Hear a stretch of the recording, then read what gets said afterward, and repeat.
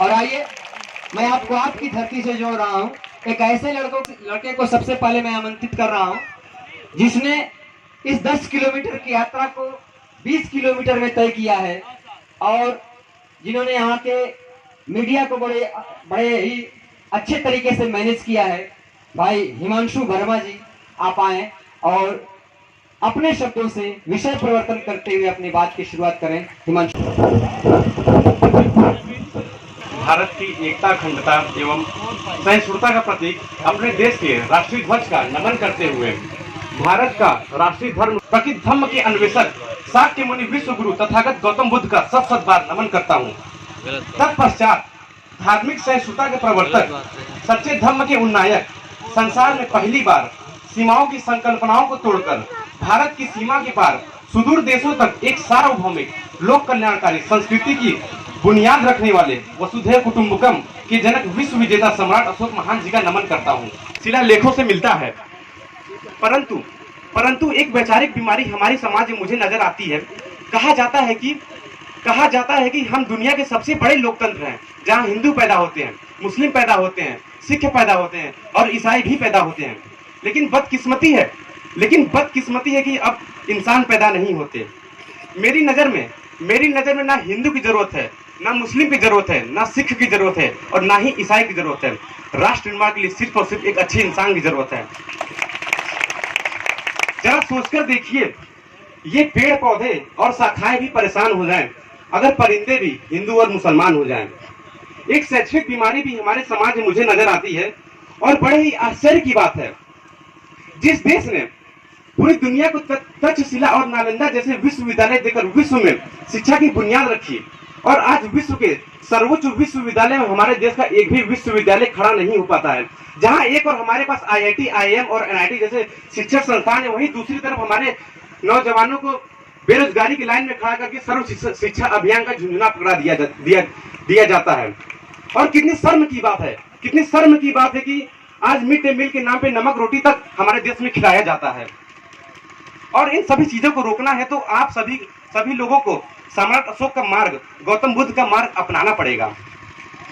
और मैं बता दूं, इस शैक्षणिक बीमारी का केवल एक कारण है, वो है हमारे देश की शिक्षा नीति, जो केवल दो तरह के लोगों के लिए बनी है। पहली, वो जो विद्वान है, दूसरी वो जो धनवान है।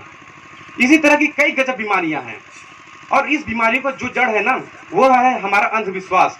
मेरे विचारों में जब तक इस देश का नौजवान मंदिरों में जा जाकर नारियल फोड़ कर अपने भगवान को रिश्वत लगाता रहेगा और बिल्ली के रास्ता काटने पर रुक जाता रहेगा और अपनी धर्म और जाति को ऊंचा बनाकर दूसरी और धर्म और जाति की अवहेलना करता रहेगा, तब तक हमारे देश का राष्ट्र निर्माण संभव नहीं होगा।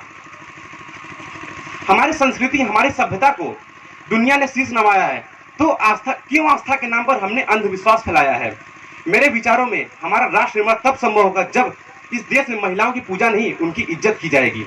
राष्ट्र निर्माण तब संभव होगा जब हम जाति के रक्षक नहीं, सामाजिक सशक्तिकरण की बात करेंगे।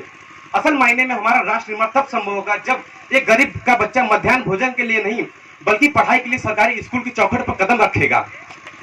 और हमारा राष्ट्र निर्माण तब तक संभव नहीं होगा जब तक हमारा नागरिक नैतिक रूप से सटिंग, चारित्रिक रूप से भ्रष्ट, मानसिक रूप से दिवालिया, धार्मिक रूप से अंधा, राजनीतिक रूप से गंदा, स्वैच्छिक मान्य मूल्यों के आंकड़ों पर जिन्न सिन्न वैपन्यमयी अखंड भारत को खंड खंड करता रहेगा, तब तक हमारा राष्ट्र निर्माण संभव नहीं होगा। बड़ी बड़ी बातें करने से नहीं, छोटी छोटी कोशिशें करनी होंगी, क्योंकि ठोकरें हमें पहाड़ों से नहीं, पत्थरों से लगा करती हैं। I being an Indian, I being a student, I being the symbol of this motherland, feel proud to be an Indian। और मैं सल्यूट करना चाहूंगा सरहद पर दिन रात हमारी रक्षा के लिए खड़े हर उस नौजवान को, इस देश के पुलिस प्रशासन और किसान को, और इस देश के हर एक व्यक्ति को जिसने अपनी काम को बड़ी ईमानदारी से करता है, जिनके बिना हमारा राष्ट्र निर्माण की कल्पना करना भी असंभव सा लगता है। और इस मंच पर मैं पूरी जिम्मेदारी के साथ भारत का बेटा हिमांशु और मैं यह कहना चाहता हूं कि हमारा राष्ट्र निर्माण तब संभव होगा जब मैं, आप और हम सब मिलकर प्रयास करेंगे, क्योंकि हमारे देश की जिम्मेदारी नहीं बनती हमें आगे ले जाने की, हमारी जिम्मेदारी बनती है अपने देश को आगे ले जाने की। और अंत में मैं बस यही कहना चाहूंगा कि मेरा भारत महान था, महान है और महान रहेगा। श्रेष्ठ भारत, नैतिक भारत, अतुल्य भारत, अखंड भारत, जय भारत।